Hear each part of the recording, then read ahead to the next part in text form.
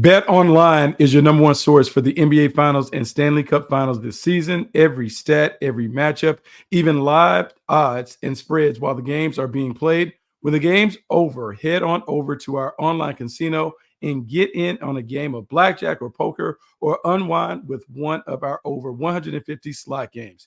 Head to the website today to get in on the action. Use promo code Believe, BLEAV, for your 50% welcome bonus on your first deposit. Bet Online. The game starts here. What's up, Duval? It is Bucky Brooks, your favorite former Jaguar, and this is Believe in Jaguars podcast dedicated to all things Jacksonville Jaguars. And today is a great day because the news came down Thursday afternoon that Trevor Lawrence and the Jacksonville Jaguars agreed to a 5-year extension that will extend Trevor Lawrence's stay through potentially 2031.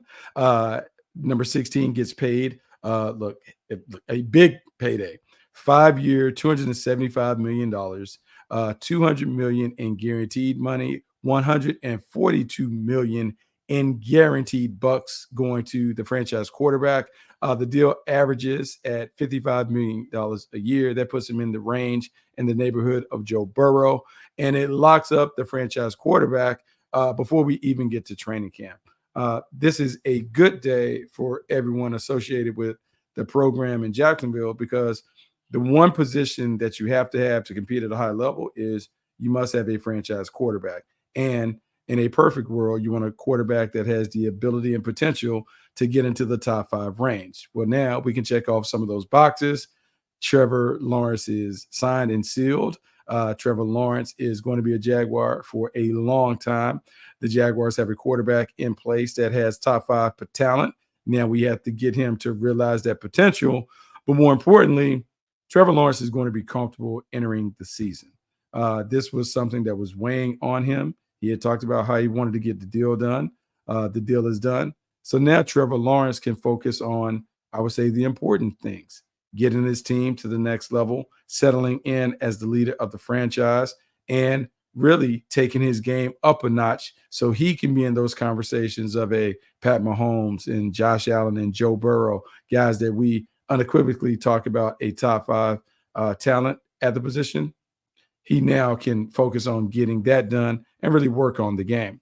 For the Jaguars, this is great to get the deal done because people are pointing to Trevor Lawrence, and there are a lot of questions about Trevor Lawrence and whether is he worth it? Should they have written the big check for Trevor Lawrence? Why do it now? Why not make him wait?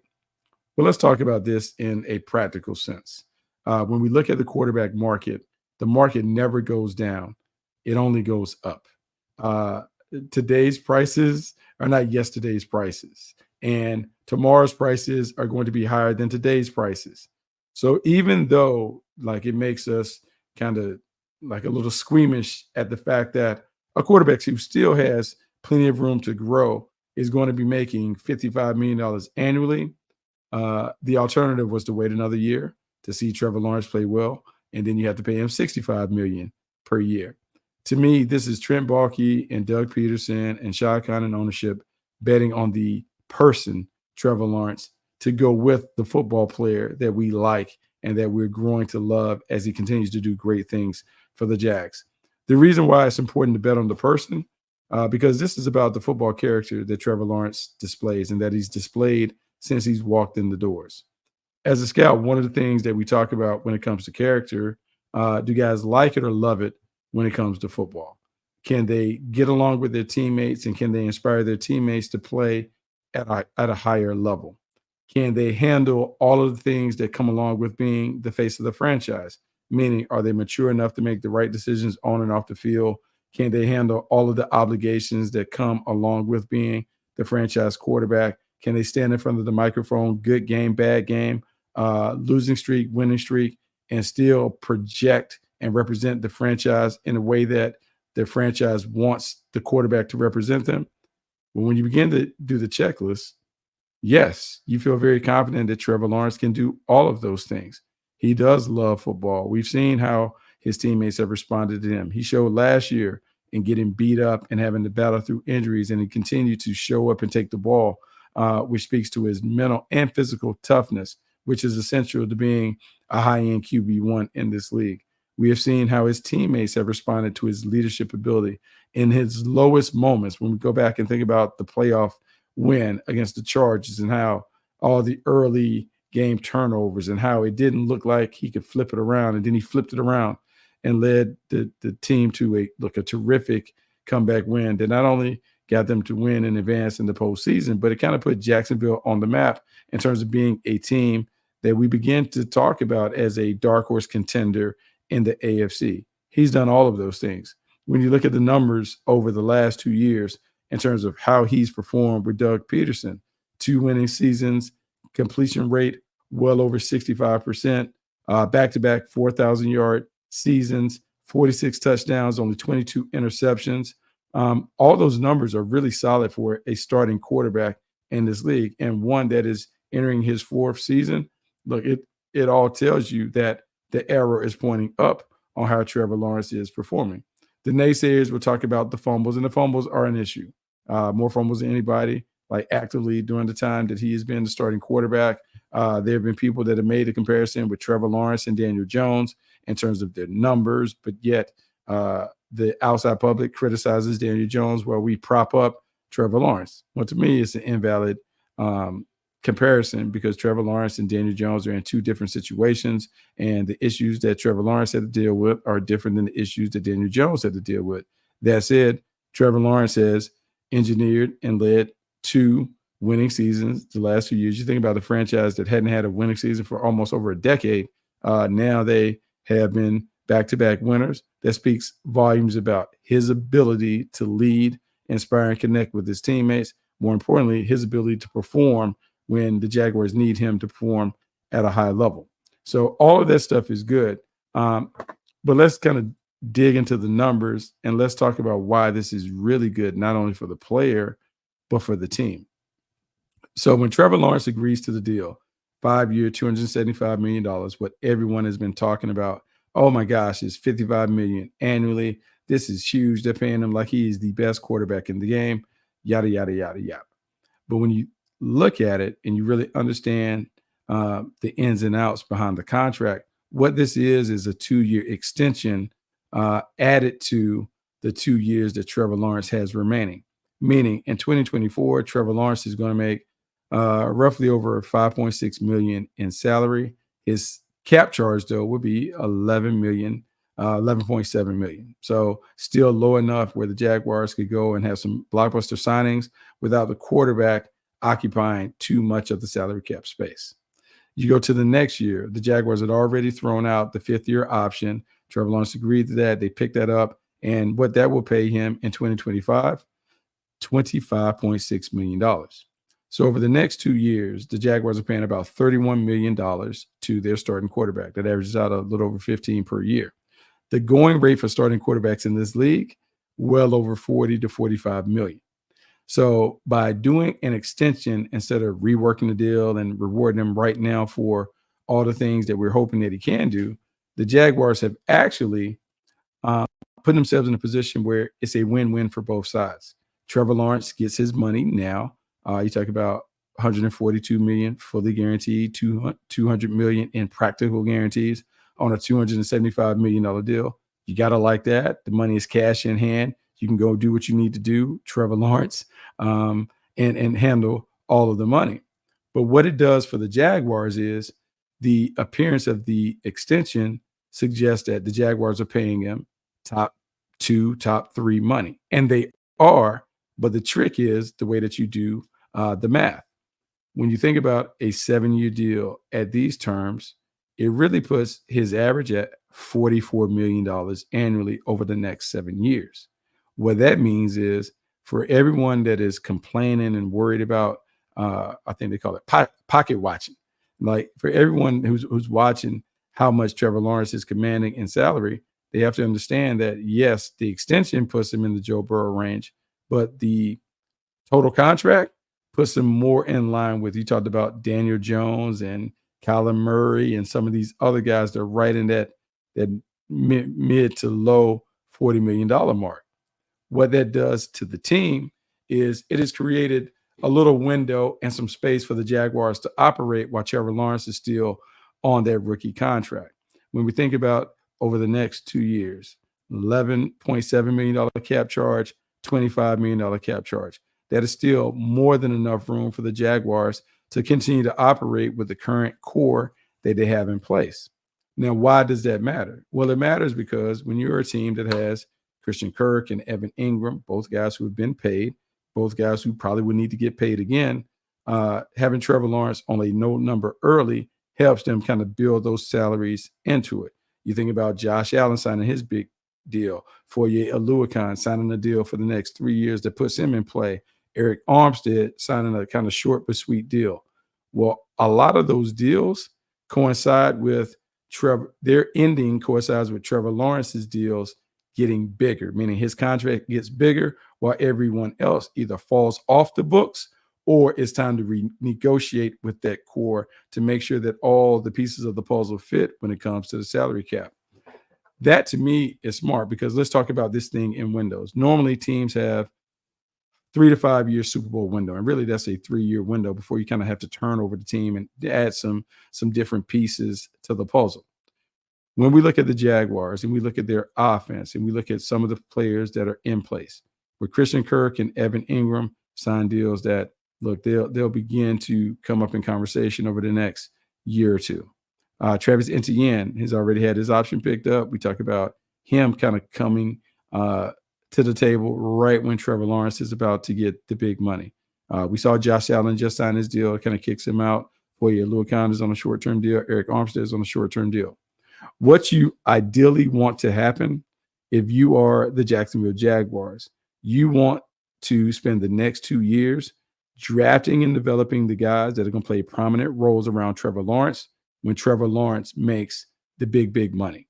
When we cast our eyes to Kansas City and we look at what the Chiefs were able to do with Pat Mahomes and how they may have moved off of Tyreek Hill, but they had a young set of playmakers and pass catchers that were playing around Patrick Mahomes, how they were able to invest in the defense, utilizing the draft to get a bunch of young dynamic defenders that allowed their team to kind of shift from being the high octane shootout offense to one that relies really heavily on the defense to win games. The same can be said and may be true for the Jacksonville Jaguars as they move in. When we look at the money and the money that Trevor Lawrence will command, the Jaguars have to make sure they made really smart business decisions on who they resign and keep, who they draft, and which positions they allocate those top draft choices to. Meaning in the first 2 to 3 rounds, they have to go to marquee positions that are going to be really critical to the success of the team. And when we think about the marquee positions, we are talking about pass catcher, we're talking about pass protectors, those guys on the offensive line, particularly on the edges. We talk about pass rushers. That makes sense because you just drafted Trayvon Walker a couple seasons ago. Josh Allen is being re-signed on a big blockbuster deal.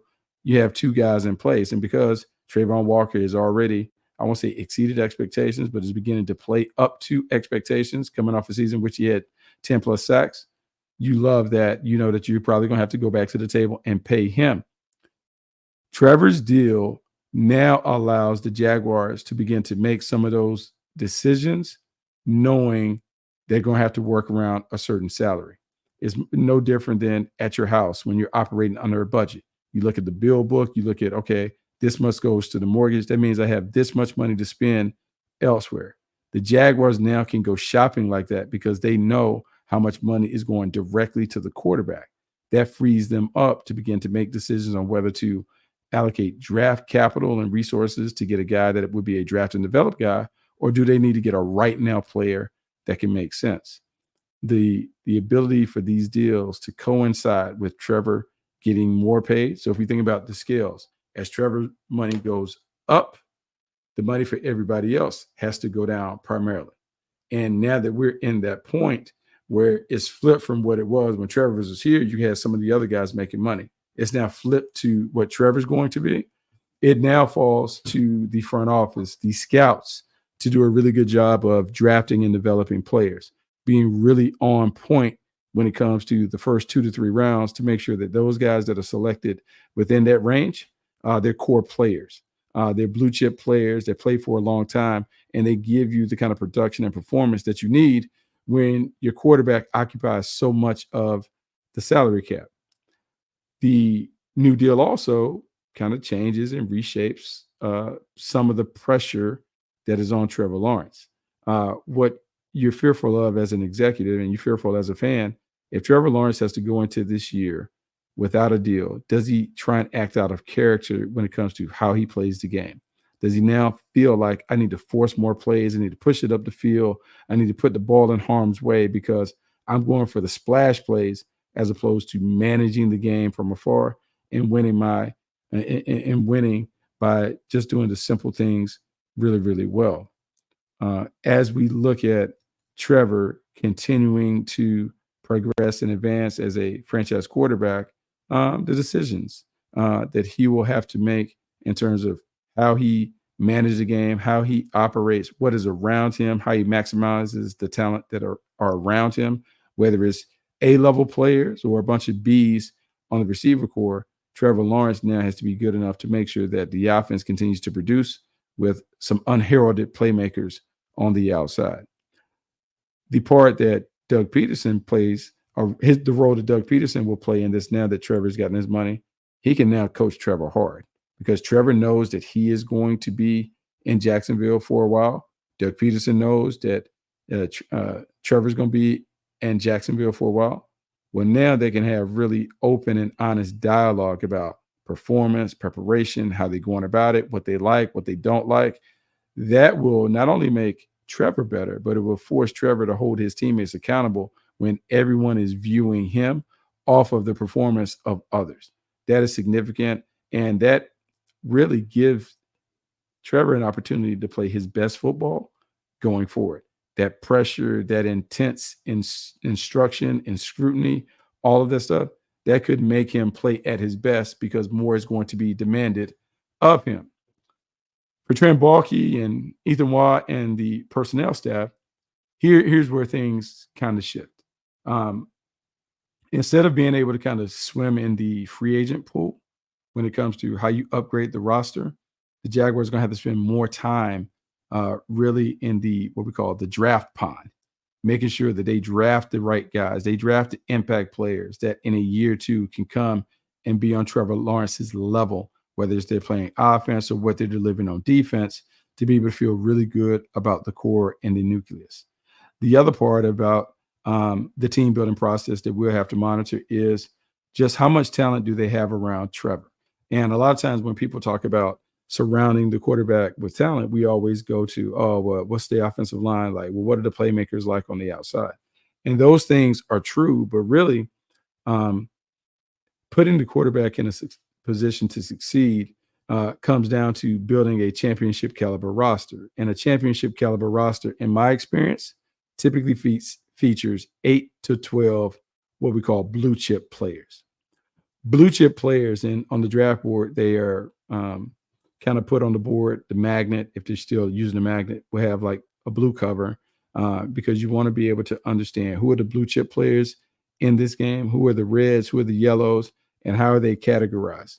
You only want to draft blues early because that's what the expectation is, that they're going to play like a top 5 talent at their respective position. Reds and stuff are your solid starters. Then you got your goals, that you guys that maybe need some developmental potential. Well, for Trent Baalke and Ethan and the personnel staff, they now know that, man, we're on a mission to get 8 to 12 blue chip players. You assess your own individual roster and see which one of those guys can emerge and maybe evolve into being one of those blue chippers. But at the bottom line is you have to have 8 to 12 to be able to really make noise in the postseason and to make it to a Super Bowl. How many of those blue chip players do we currently have in place? You have to ask yourselves that when you're looking at the team in the preseason. Do you feel like this team is significantly better because of the personnel that they have on the outside? Do they have the talent to win and to overwhelm opponents? If they don't, then it's about recruiting to that base, meaning recruiting guys on the halls, to making sure, not recruiting, but making sure you're drafting and identifying the right guys that can come in and enhance what you're already doing. It's a tough job, but it's just more pressure on the personnel staff to get it right over those draft weekends. And when you kind of look the last couple of years, they've done a pretty good job early in the draft in terms of getting return on investment, getting players that can play at a high level. That part has been solid. But now, look, man, it's imperative. It's necessary. It's a mandatory requirement that they do it like that because so much of the cap is going to Trevor Lawrence. You really got to crush it in the draft to make sure this thing can, look, sustain itself as the Jaguars are trying to be a perennial contender as opposed to a team that is a flash in the pan. It'll be interesting to watch how this develops, how we continue to have these conversations about building a team around number 16, your franchise quarterback who just got the bag. Should be fun to watch. It should be fun to study and explore. But I think now the hard part is done. Trevor Lawrence being signed and sealed and delivered now allows Trent Baalke and that staff to get to work. And if we know anything, he's been pretty good when he's had an opportunity to get to work. But now he has to be even better because all the money is going to number 16. So tell me what you think. Tell me your thoughts. Those are my thoughts riffing on Trevor Lawrence getting paid. Make sure you continue to rate, subscribe, review all the things on the Believe Network, but particularly this podcast. Love hearing your feedback. Love seeing the comments on YouTube. I would like to get to the point where we can have a little interactive deal where maybe you can submit a handful of questions. We discuss some of those questions potentially on a Wednesday pod just to break it up, but to make sure that, look, the community's voice is heard and that I can parlay some of the experience as a player, as a scout, being around the team. Maybe I can parlay some of those things into giving you a little more insight into what's happening with your favorite team. So I'm Bucky Brooks. This is Believe in Jaguars. Until next week, we'll talk to you.